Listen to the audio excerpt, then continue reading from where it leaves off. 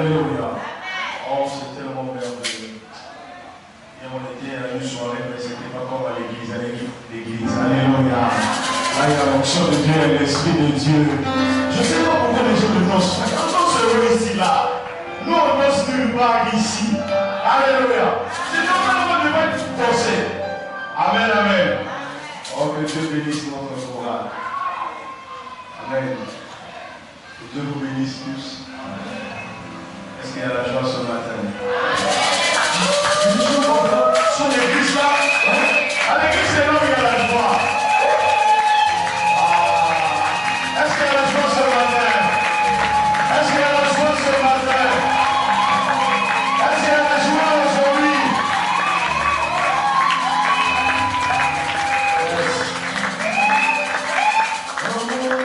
Quand ta présence suffit pour changer les choses, une verge dans ta présence fleurit, car tu sais.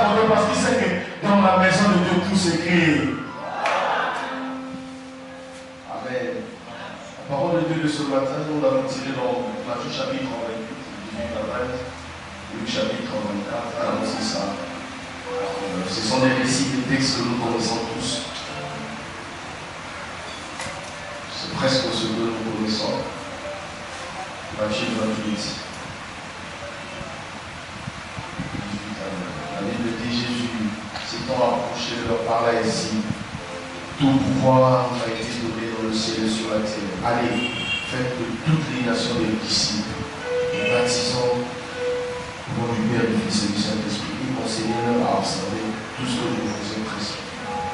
Voici, je suis avec vous tous les jours jusqu'à la fin du monde. J'aimerais que tu soulignes l'expression faites de toutes les nations de l'Église. J'aimerais que tu soulignes ça. Si tu as une Bible, j'aimerais que tu soulignes ça. Tu vois dans la tablette, j'ai marqué ça en rouge. Nous sommes dans Luc chapitre 24.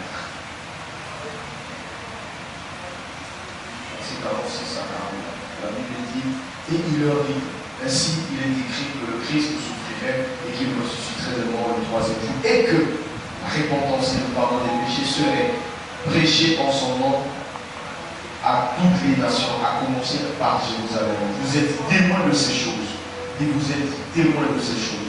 Et voici, j'enverrai sur vous ce que mon Père a promis. Et vous, restez dans la vie jusqu'à ce que vous soyez revêtus de la puissance encore. Dans ce texte, nous pouvons également souligner l'expression à toute la nation, à toutes les nations. À toutes les nations. Pourquoi est-ce que je viens de souligner ça? Parce que vous allez remarquer, il y a un lien direct entre les textes que nous avons lus ce matin. J'aimerais peut-être vous proposer d'autres lectures. Marc chapitre 15, chapitre 16, verset 15 à 16. Je pourrais également vous proposer Jean chapitre 20, verset 21 à 22. Mais également le texte des Actes des Apôtres, chapitre 1, verset 4 à 8. Ce sont des textes que vous pouvez aller lire à la maison. Mais ce matin, je me base sur les deux textes, l'évangile de Matthieu et l'évangile de Luc.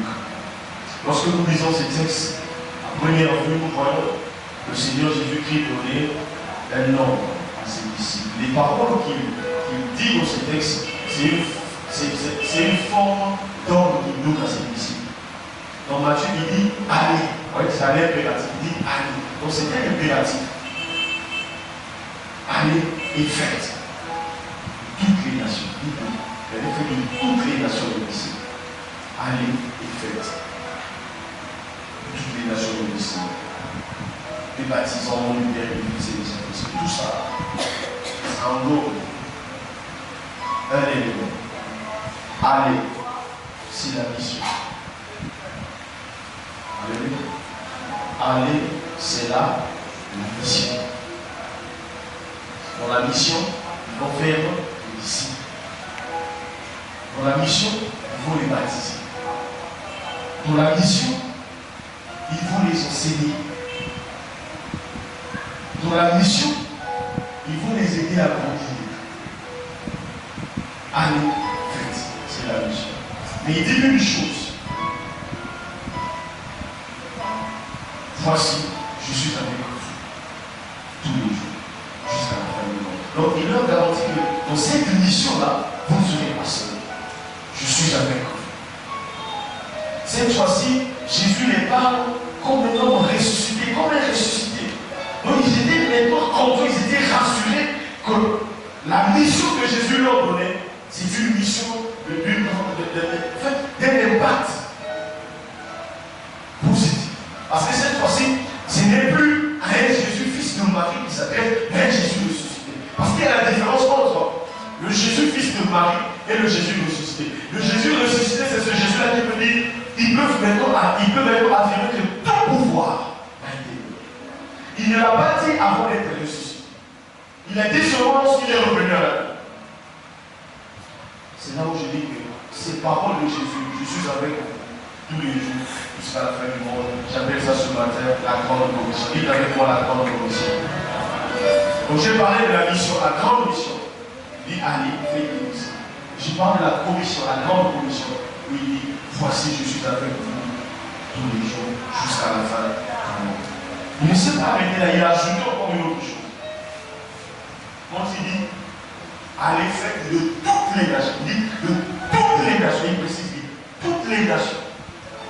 Les nations, en fait, aujourd'hui nous voyons nations RDC, Angola, ça c'est ce que nous appelons nation. Mais quand nous repartons dans le concept même du mot nation, ça veut dire des langues, des langues vous parlez dans les coins des villages. C'est-à-dire que vous devez entrer partout, dans n'importe quelle langue, dans n'importe quelle culture, vous allez là, prêcher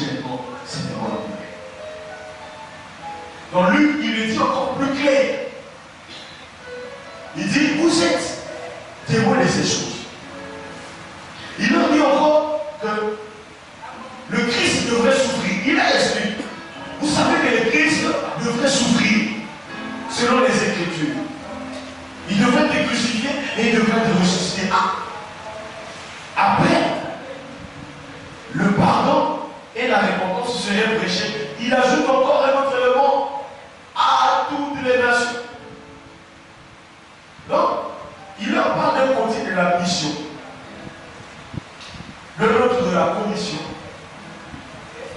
Mais le dernier aspect qu'il souligne dans cette tâche, c'est la moisson. Dites avec moi la moisson. Il souligne trois choses. La grande mission, la grande commission et la moisson. Quand il parle dans Marc chapitre 16, il dit la bonne nouvelle sera prêchée à toute la création. Là, il étend encore le champ, il dit à toute la création. Donc le souci de Christ, lorsqu'il est revenu à la vie, il n'avait qu'un seul souci, la mission. Amen, amen. Il est revenu à la vie avec un seul souci, la mission. Il en a parlé 5 fois. La Bible nous rapporte 5 fois, il a carrément mentionné la mission. Matthieu, Marc, Matthieu 28, Marc 16, Luc 24, Jean chapitre 20, Actes chapitre 1. Lorsqu'il est revenu à la vie, il n'avait qu'un seul souci, la mission. La mission, c'est quoi? La mission, premièrement, c'est annoncer la bonne nouvelle. Dites avec moi, annoncer la bonne nouvelle. Il dit, cette bonne nouvelle serait prêchée à toutes les nations. Il insiste. La mission, donc, c'est l'envoi en vue d'annoncer la bonne nouvelle, d'annoncer l'évangile. Et cette mission ne sera pas faite avec la force humaine, ne sera pas faite avec le pouvoir humain, mais avec un pouvoir divin. Avec une puissance surnaturelle. Une puissance qui ne vient pas des hommes, une puissance qui vient d'en haut. Il dit, mais vous, restez dans la ville jusqu'à ce que vous soyez revêtus de la puissance d'en haut. C'est ça ce que j'ai appelé ce matin la grande commission. J'entends par commission la charge. J'entends par commission le mandat. Et cela veut dire le pouvoir. La commission, c'est le pouvoir qu'une personne donne à une autre. Pourquoi? Pour agir dans son nom. Est-ce que nous sommes ensemble? La commission, c'est la charge, c'est le mandat. Cela veut dire quoi? Le pouvoir qu'une personne donne à une autre d'agir en son nom. Vous voyez les ambassadeurs, ils agissent au nom du président de la République. Ils représentent toute la nation, là où il est allé en mission. C'est ce qui se passe avec l'Église, avec les chrétiens plus précisément. Les vrais chrétiens. Ils ont reçu le mandat, ils ont reçu le pouvoir que Jésus leur a donné d'agir en son nom. C'est ça ce que nous appelons la puissance du Saint-Esprit. Donc notre mandat, il est double. Premièrement, nous avons été investis pour aller dans les nations. Là, on va faire quoi dans les nations? On va annoncer la bonne nouvelle, la mission. Ok? Cette mission ne sera pas faite avec notre force, avec notre intelligence, mais avec la puissance qui vient. Et Jésus ne s'arrête pas là. Quand il parle des nations, il dit à toute la création, il dit à toutes les nations. J'aime ce qu'il dit encore plus dans Actes chapitre 8. Lorsqu'il fait le plan. Dans Luc, il a dit, à commencer par Jérusalem, il s'est arrêté là seulement. Mais dans les actes des apôtres, il dit, vous recevrez une puissance, le Saint-Esprit survenant sur vous. Vous serez mes témoins. Il est revenu sur l'expression qu'il avait utilisée, témoin, dans Luc 48, Luc 24, 48. Et après, il dit, vous serez mes témoins à Jérusalem. Oh, c'est merveilleux. Pour Samarie. Dans la Judée, pas d'abord. Jérusalem, Judée, Samarie, il dit jusqu'aux extrémités de la terre. Je m'imagine le Seigneur ce jour-là, quand il regardait les disciples, il pouvait même faire un signe, il avait dit, vous devez aller partout, jusqu'aux extrémités de la terre. Dans les coins, dans les fonds, dans les recoins, les fins fonds du monde, cette bonne nouvelle doit être proclamée là-bas.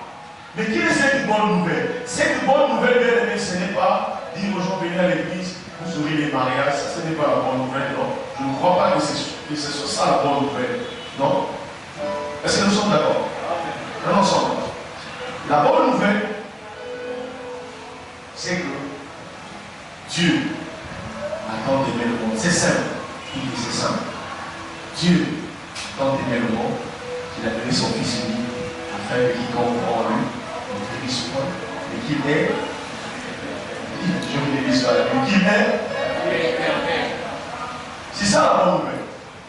Parce que les gens, avant cette bonne nouvelle, les gens allaient au enfer. Les gens mouraient dans le péché. Mais la bonne nouvelle, c'est que Dieu a aimé le monde et il a donné son Fils à Jésus. C'est ça la bonne nouvelle. Et Jésus, lorsqu'il est venu sur la terre, et Philippiens 2 nous dit, lui qui était légal nous paie. Donc il était légal là, la Bible dit, existait en forme de Dieu. Au fait, on ne veut pas dire existait en forme de Dieu, on veut dire que Jésus avait la substance, la nature même de Dieu. Et il ne l'a pas regardé comme une proie à arracher d'être l'égal du Père, il s'est humilié. Il est devenu semblable à son Père. Il a accepté la mort, même jusqu'à la mort de la croix. La Bible dit même jusqu'à la mort de la croix, parce que la mort de la croix c'était une mort honteuse. Mais lui il a accepté d'aller sur la croix. Il lui dit après quoi? Dieu l'a souverainement élevé. Il lui a donné un nom qui est au-dessus de, j'ai dit, tous les noms. Tous les noms. Je peux dire encore plus mieux, tout nom. Qu'on peut mentionner ici sous la terre, qu'on peut mentionner au ciel, qu'on peut mentionner dans les siècles passés, qu'on peut mentionner dans les siècles à venir, sous la mer, il n'y a pas un nom qui soit semblable au nom de Jésus. Parce que le nom de Jésus est au-dessus de tous les noms. C'est le nom qui sauve, c'est le nom qui guérit, c'est le nom qui restaure, c'est le nom qui délivre, c'est le nom qui bénit. C'est ça la bonne nouvelle. Lorsque nous avons Jésus, nous avons les éléments qui accompagnent la bonne nouvelle. Et si nous n'avons pas Jésus, nous n'avons pas tout. La Bible dit, il est tout pour tous. Pourquoi nous parlons de cela? Parce que nous voulons montrer l'importance de la mission. Nous voulons montrer que l'Église, les chrétiens doivent s'impliquer dans la mission.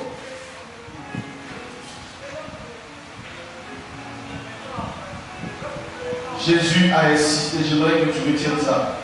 Si nous parlons de ce sujet, parce que Jésus a insisté principalement sur le sujet.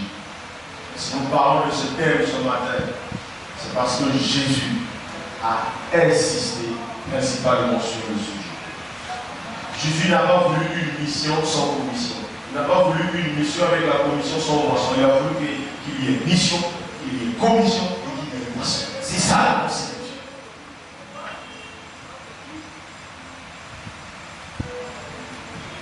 La grande mission, la grande commission en vue d'une grande moisson.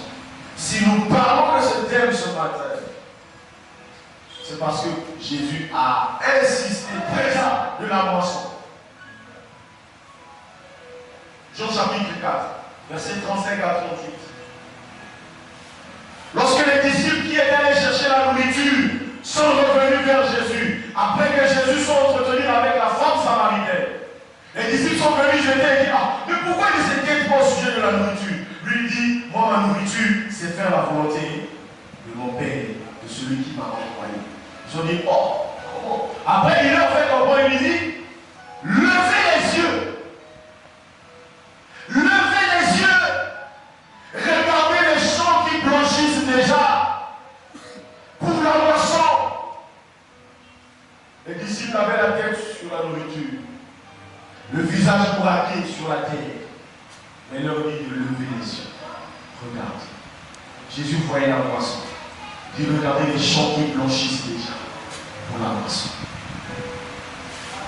C'est un appel à la constatation, bien-aimé. Levez les yeux, regardez autour de vous. Il y a des âmes qui meurent. Il y a des âmes qui vont l'enfer. Il y a des gens qui ont soif de Dieu. Il y a des gens qui ont besoin d'écouter l'évangile. Mais nous ne levons pas les yeux. Nous avons les yeux braqués. Nous avons les yeux sur la terre. Nous n'avons pas les yeux à l'éternité. Avoir les yeux sur la terre, c'est être fixé ou se fixer par rapport aux choses de la terre. Au service, nous avons là, nous ne regardons pas notre travail, mais nous ne regardons pas aux opportunités même que Dieu nous donne pour évangéliser ces personnes. Jésus a insisté sur le sujet. Il dit cette bonne nouvelle doit être prêchée, doit être proclamée. À l'université, nous devons proclamer Jésus. C'est ça la mission. Il disait encore lui-même, dans Matthieu chapitre 9, 37 à 38, il dit, la mention est grande, mais il y a peu d'ouvriers. Il y a peu d'ouvriers. Jésus a fait le constat, il a compris qu'il y avait peu d'ouvriers. C'est pas arrêté là, il dit, priez donc le maître de la moisson, afin qu'il envoie des ouvriers dans sa moisson. Quand il dit afin qu'il l'envoie, en fait, l'envoi là, ce n'est pas tel que nous comprenons que tu prends quelqu'un, tu lui envoies, non. L'expression qu'on a utilisée, c'est un verbe qui veut dire éjecter. C'est-à-dire prendre quelque chose, jeter. Ça veut dire ça. Tu prends quelqu'un qui est là, tu le jettes dans la moisson. C'est ça ce que Jésus voulait dire aux disciples. Priez Dieu afin qu'il jette des ouvriers dans sa moisson. Priez Dieu afin qu'il projette des ouvriers dans sa moisson. Priez Dieu afin qu'il pousse les ouvriers dans la moisson. Naturellement, les gens n'aiment pas aller en Égypte. Naturellement. C'est ainsi que vous allez voir le département d'évangélisation, il y a peu de gens. Alors que l'évangélisation est la tâche de toute l'église. La mission est la responsabilité de toute l'église. Ce n'est pas la responsabilité d'un groupe de gens qu'on appelle gagnants d'âme. Non, ce n'est pas ça. La mission, c'est la responsabilité de tous les chrétiens. Jésus n'a pas dit donner cette parole seulement au pasteur. Il n'a pas donné cette parole seulement aux gagnants d'âme. Il a donné à toute l'église, à son église. Il a insisté. Il dit priez donc le maître de la moisson. Il voulait dire demander à Dieu de faire naître, de produire, de propulser, de tirer, d'éjecter, de pousser, de faire sortir les ouvriers pour la moisson.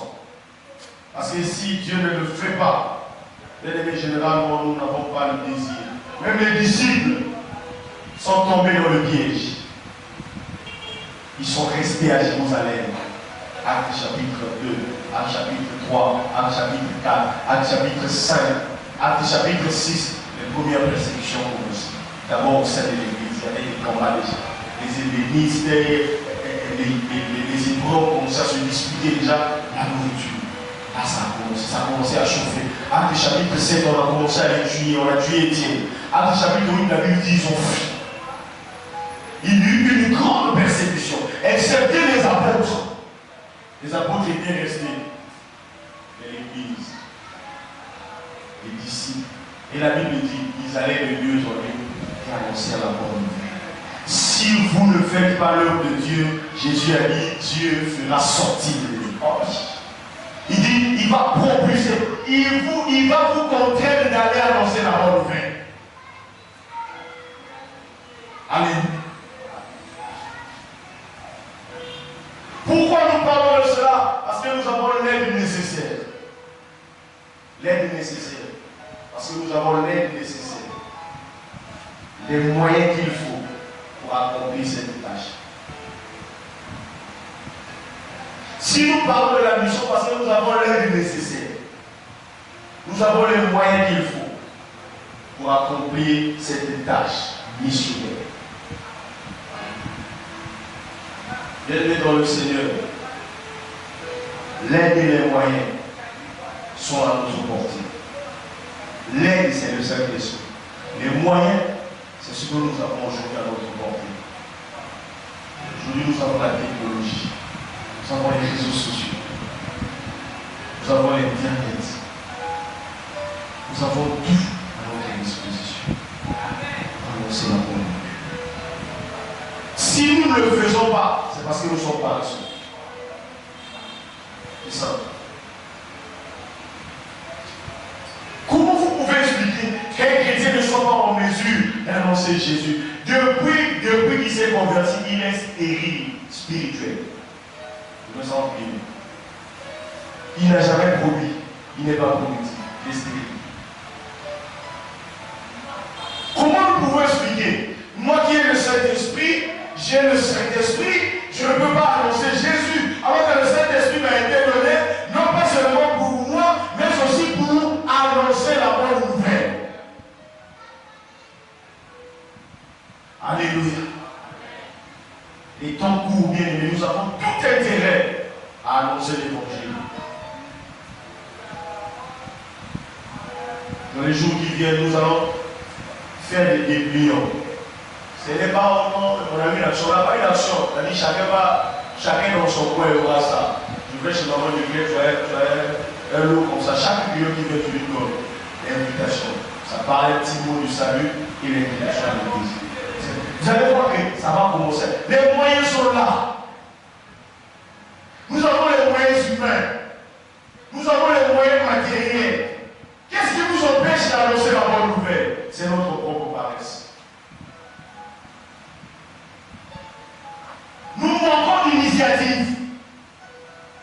Nous avons des comptes Facebook. Nous avons des amis. Aujourd'hui, la technologie est venue nous renforcer. Nous donnons encore plus de moyens pour évangéliser. Il y a des gens sur le compte Facebook qui publient des bêtises.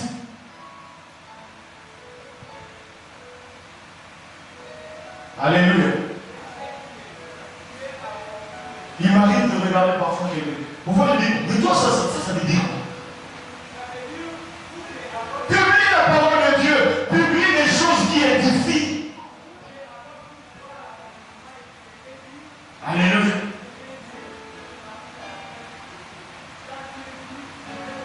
Les gens, Camille n'avait pas ton numéro de téléphone. Le jour de l'anniversaire de Camille, tu dis, je vais être l'anniversaire. Camille, oh!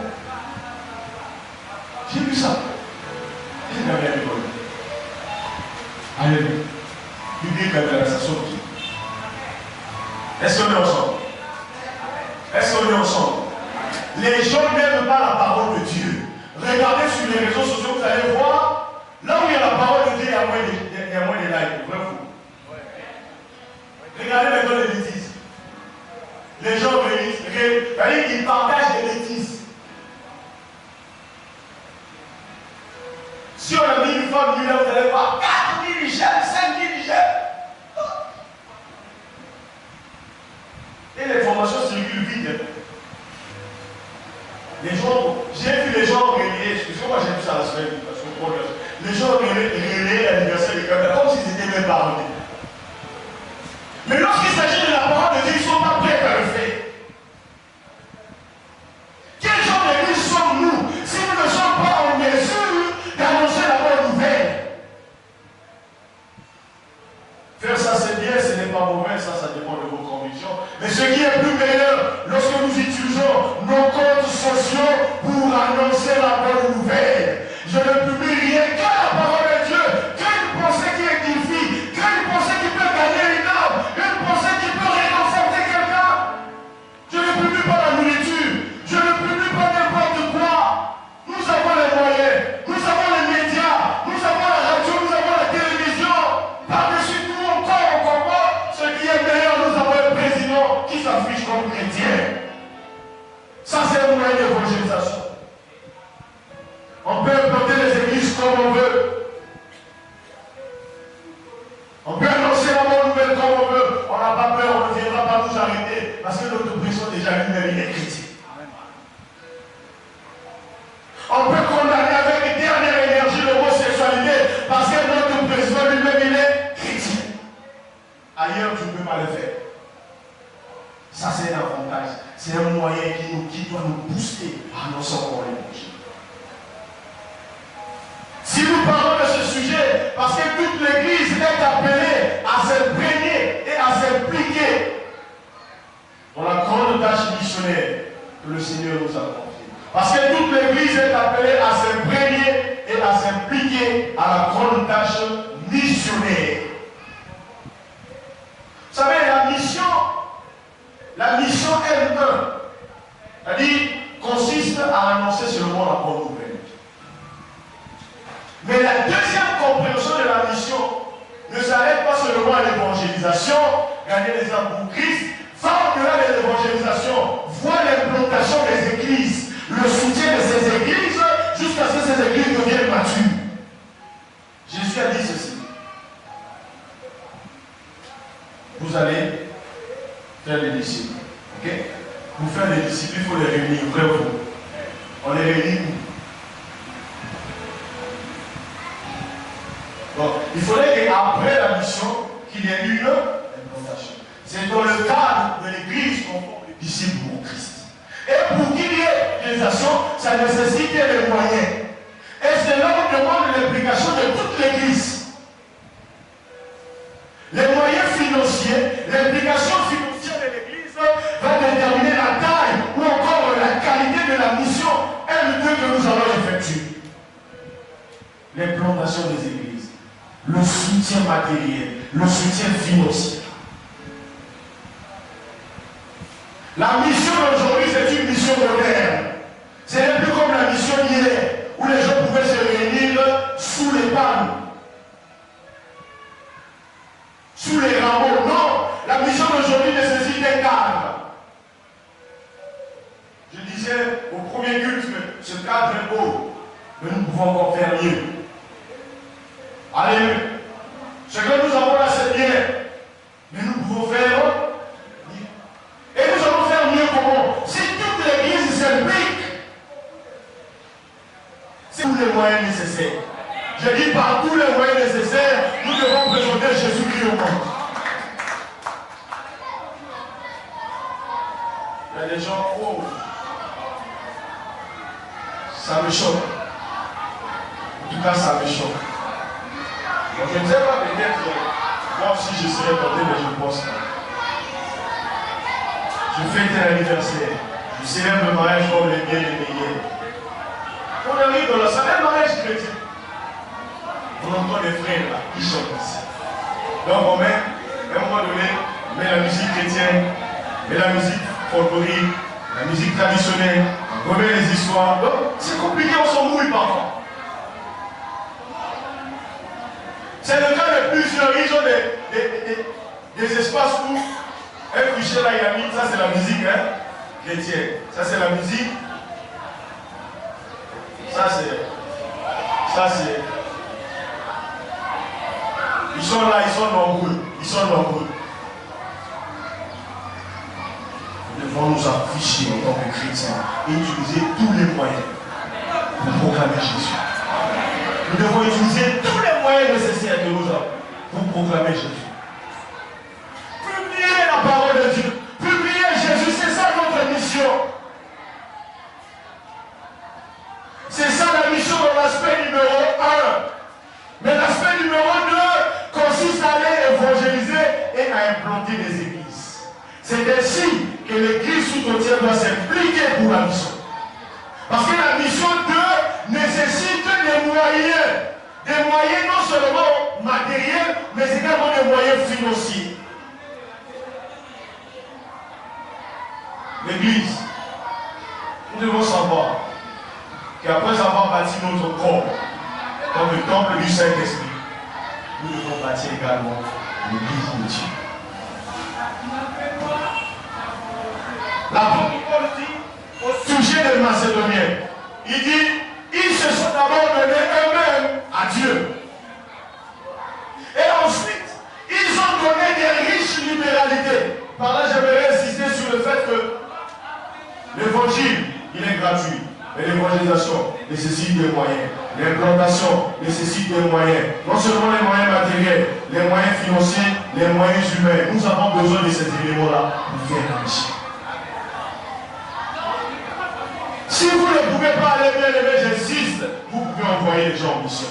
La mission d'aujourd'hui, c'est une mission moderne. Ce n'est plus la mission comme hier. Non. Ce n'est plus la mission où on dit, va seulement, Dieu est avec toi. Oui, mais Dieu est avec lui. Parfois, c'est un père de famille. Il a besoin d'un soutien matériel. Il a besoin d'un soutien financier. Il a besoin d'une prise en charge. C'est ainsi que nous devons les accompagner. Nous, en tant qu'église mère, nous devons accompagner les missionnaires. Nous devons accompagner ceux qui vont en mission. Ceux qui vont pendant les extensions. Nous les accompagnons. Nous payons les loyers de l'église. Nous payons les loyers du pasteur. Et à la fin du mois, le pasteur a un petit support qui nous permet de vivre. Mais comment parvenir à faire tout cela si l'église n'est pas en mesure d'accompagner la mission par des moyens financiers?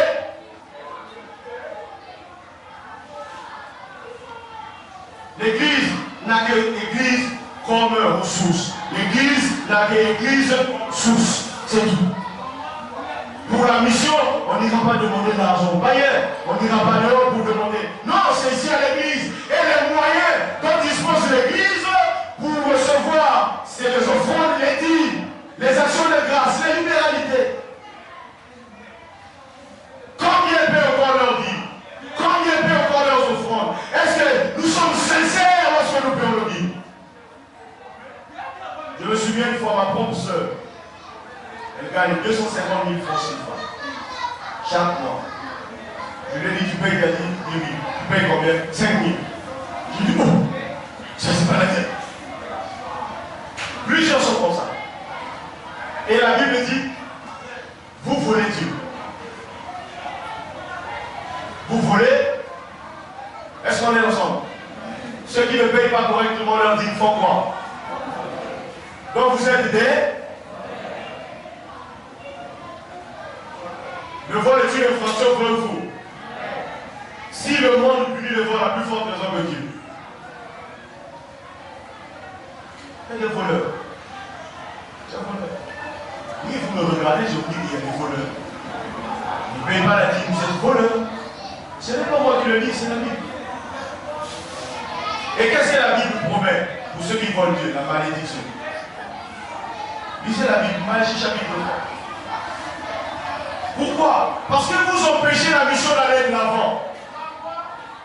La mission mondiale nécessite les moyens. Les moyens financiers. Dans l'exemple, lorsque Dieu sauve les enfants d'Israël, avant de les sauver, il avait déjà dit à Moïse, Exode chapitre 3, verset 22. Il avait déjà dit à Moïse, Moïse, quand vous allez sortir, tu m'as dit aux enfants d'Israël d'aller vers leurs voisins. Là, je paraphrase. D'aller vers leurs voisins. De demander des choses de valeur, de l'or, de l'argent, des étoffes. Quand ils sont sortis, ils sont allés demander aux enfants d'Israël. Le but, c'était de servir Dieu avec de l'argent, avec de l'or, construire le tabernacle dans le désert. Dieu savait que son peuple n'avait rien. Il a mis à ses côtés des voisins qui avaient de l'or, de l'argent pour servir pour la gloire de Dieu. Mais j'aimerais dire à quelqu'un, plus vous travaillez pour Dieu, plus vous contribuez pour l'avancement de l'œuvre de Dieu, Dieu vous bénit toujours.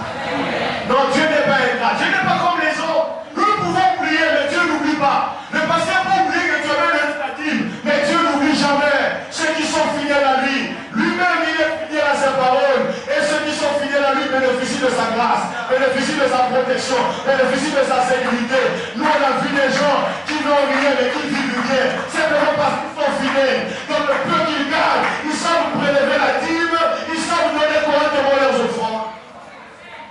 Jésus dit, celui qui est fidèle dans peu de choses, il est aussi dans les grandes choses. Si déjà avec le peu que tu gagnes, tu n'arrives pas à payer ta dîme, tu n'arrives pas à donner les contributions, on dit construction, ça dit, ah, on peut aller ici, ailleurs, le pasteur connaît tout ce qu'il travaille. Il dit, avant qu'il donne 100 $. Lui-même, il commence à vous donner les montants. Il sait que lui, il dit, frère, levez-vous, vous donnez 500 $. Papa Michel, levez-vous, vous donnez, on a besoin de 4 000. Il dit, bon, on a eu les 4 000, c'est fini. Vous amenez ça le dimanche prochain, amen, amen. Allez, achetez-vous, je vais prier pour vous. Ça, c'est de la manipulation. Mais nous ne voulons pas faire ces choses parce que nous croyons que ceux qui sont sauvés ont donné leur cœur à Dieu et par conséquent leur poche également appartient à Dieu. Comment tu peux dire que tu as donné ton ta poche t'appartient. Là, tu vis selon le principe qu'on dit, regarde ça, nous autres dans l'État, c'est ça, au livre là. Tu viens à l'église, tu adores Dieu. Ces conditions-là, c'est bien, mais nous pouvons aller encore plus mieux que ça. Alléluia. Ce que nous avons là, c'est bien, c'est un beau cadre, c'est propre, mais nous pouvons faire mieux. Nous pouvons faire au-delà. Alléluia. C'est possible, je dis que c'est possible. Parce que si Dieu est avec vous, la Bible dit vous irez de gloire, de progrès. Et Dieu veut que nous prospérons à tous égards. Non pas seulement que nous soyons nombreux, mais que nous soyons également un beau bâtiment, un joli bâtiment, des infrastructures qui conviennent. Je veux encourager quelqu'un et lui dire que notre mission est une mission mondiale. C'est une mission mondiale. Si nous sommes réellement enfants de Dieu, disciples de Christ, nous devons nous acquitter de cette responsabilité. En annonçant la bonne nouvelle, en accompagnant la mission. La mission nécessite l'implication financière, matérielle et humaine. J'aimerais terminer par ce texte de Philippiens chapitre 2, verset 12. L'apôtre Paul dit ainsi, mes bien-aimés, puisque vous avez toujours obéi, il dit travaillez. Il dit travaillez.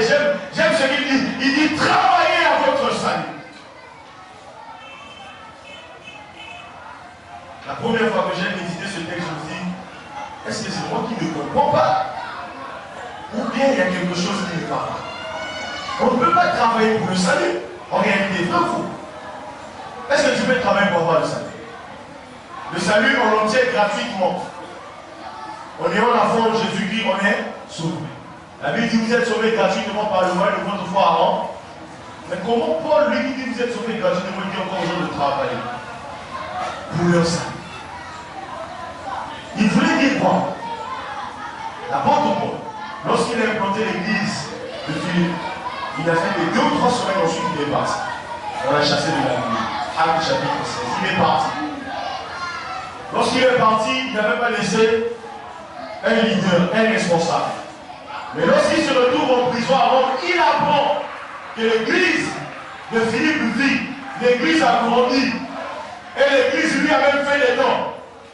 C'est pourquoi lorsqu'il les écrit aux Philippiens, il manifeste sa joie. Non seulement parce qu'il est à la fin de sa prison, c'est vrai, mais aussi parce que cette église vit, a survécu, grandi, et encore lui a fait des dons. Il dit, ah, c'est merveilleux, mais ce que vous avez fait là, c'est bien. Mais travaillez à votre salut. Il voulait leur dire, travaillez pour votre développement, travaillez pour votre croissance, travaillez pour que vous ayez de l'avant. Ce que vous avez fait aujourd'hui, c'est bien. D'abord, nous pouvons faire mieux, nous pouvons aller plus mieux, nous pouvons aller de mieux en mieux, nous pouvons avoir des infrastructures qui conviennent, nous pouvons avoir de l'espace qui convient, nous pouvons avoir un cadre merveilleux, plus que ce que nous avons aujourd'hui. C'est possible seulement si nous travaillons ensemble. C'est possible seulement si nous travaillons ensemble. Mais si nous travaillons, nous irons de l'avant. Si nous travaillons, nous allons avancer. Si nous travaillons, nous allons prospérer. Si nous travaillons, nous allons nous développer. La mission d'aujourd'hui exige que l'Église évolue, se développe. Alléluia. Et c'est possible seulement si nous travaillons. C'est possible seulement si nous travaillons. Il dit travaillez à votre salut. Lorsque j'ai essayé de regarder le mot salut, ça m'a ramené après plusieurs définitions, je suis tombé sur l'expression qu'on appelle le bien-être. Donc quand il disait travaillez pour votre bien-être, travaillez pour votre développement, travaillez pour votre maturité, travaillez pour votre prise en charge personnelle. La prise en charge de l'Église ne viendra pas de l'extérieur, elle vient de l'Église. C'est ça notre mission. Nous n'avons pas souvent la mission d'annoncer, mais de nous rassembler, de réunir nos efforts et d'aller de l'avant. C'est possible que nous puissions faire la mission avec l'Esprit du Saint-Esprit, l'Esprit de Dieu, et ensuite récolter. La finalité de ce que nous voulons, c'est que les âmes soient sauvées. C'est ça ce que j'appelle la moisson. La moisson, c'est que les âmes soient sauvées. La moisson, ce n'est pas que nous soyons d'abord ici nombreux, c'est que les âmes soient sauvées. Si tel que nous sommes tous sauvés, Gloire à Dieu. Mais si ce n'est pas le cas, bien aimé, nous ne faisons rien. La moisson de Dieu, ce n'est pas remplir des églises. Non, je ne crois pas ça. La moisson de Dieu, ce n'est pas avoir une bonne église. Non, la moisson de Dieu, c'est que les âmes soient sauvées, qu'ils parviennent tous à la connaissance de Jésus-Christ, qu'ils répondent tous à l'appel au salut, parce que c'est l'appel que Dieu lance à tous les hommes. Ce matin, je voudrais t'appeler mon frère, ma soeur. Qui n'a jamais vu sur Jésus-Christ, mon frère. La moisson dont il est question, c'est que toi tu sois sauvé, que tu parviennes à la connaissance de Christ. Ce que tu ne pouvais faire hier, Jésus est capable de te dire. Si tu es là, tu veux recevoir Jésus. Peut-être que tu me dis non, ce qu'on a dit là m'a tellement touché. Tu peux aller en enfer avec toutes tes bénédictions. Tu peux aller en enfer en étant même léger. Tu peux aller en enfer en étant chef d'entreprise. Tu peux aller en enfer en étant patron d'entreprise. Tu peux aller en enfer en étant un grand commerçant. Mais l'enfer peut être vidé si tu as Jésus. Ce matin, incline ta tête, commence à prier. Commence à renouveler ton engagement. Commence à demander, Seigneur, aide-moi à marcher avec toi. Aide-moi à faire la mission. Tu nous attends à la mission, Seigneur. La mission est possible seulement si nous savons, Seigneur, ce qu'il faut faire. Ce qu'il faut faire, c'est annoncer l'évangile. Nous l'avons annoncé, Seigneur. Nous avons préparé ta parole. Parler du Saint-Esprit. Nous voulons que les âmes viennent à toi, Seigneur. Elles viendront à toi lorsque nous irons vers elles. Elles viendront à toi lorsque nous ferons la mission.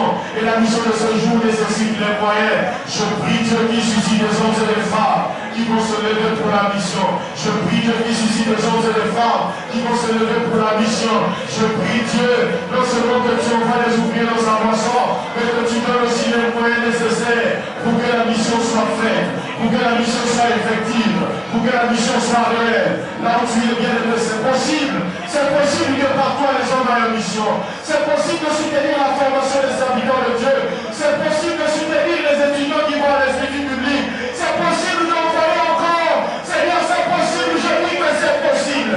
Si nous prions pour ces choses, la Bible dit si nous les demandons à Dieu, il va nous l'accorder. Ce matin, notre prière, ce n'est pas des voitures. Notre prière, ce n'est pas des maisons, mais de susciter des hommes et des femmes qui rendent la mission, qui vont soutenir la mission, qui vont propager la bonne nouvelle. Seigneur, nous voulons que cette bonne nouvelle atteigne les âmes de partout. Nous voulons que cette bonne nouvelle parvienne partout, notre Dieu. Tu as accompli l'œuvre de la croix, que cette œuvre soit proclamée partout, que les hommes et les femmes se lèvent pour la mission de Dieu. Il n'y a rien qui brûle notre cœur si c'est de faire la mission. Il n'y a rien qui nous dérange si c'est de faire la mission. L'apôtre Paul dit, malheur à moi si je n'annonce pas l'évangile. Malheur à la mort si nous n'annonçons pas l'évangile. Nous sommes un centre missionnaire. Nous sommes un centre missionnaire. Nous ne sommes pas n'importe quel centre.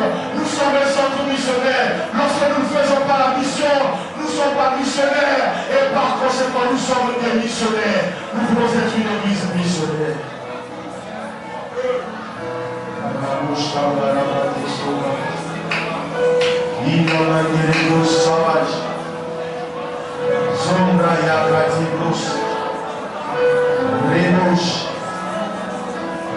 Notre cœur brûle de la passion missionnaire. Ce matin, nous sommes décidés, Seigneur, à faire la mission. J'entends une prière qui dit, Seigneur, me voici, envoie-moi. À l'université, me voici, envoie-moi. Au secondaire, me voici, envoie-moi. Dans les entreprises de société, dans les maisons où nous travaillons, me voici, envoie-moi. Envoie-moi, Seigneur, envoie-moi. Envoie ton église. L'église, ton église missionnaire. Réellement missionnaire. Pas missionnaire de nom, pas missionnaire de slogan, mais une église réellement missionnaire. Nous voulons annoncer dans les hôpitaux la bonne nouvelle. Je suis infirmier. Avant que je touche quelqu'un, je m'inquiète de l'état de son âme. Je peux lui donner des soins, mais il peut aller en enfer. Et donne tous les soins. Alléluia. Mais si je m'occupe de son âme, même s'il va dans la mort, il peut aller au ciel. Il va aller au ciel parce que je me suis occupé de son âme. Dieu bénisse tout et chacun de nous ce matin. Pour ce fardeau missionnaire, pour ce cœur missionnaire, pour les pensées missionnaires, pour la mentalité missionnaire. Merci Dieu.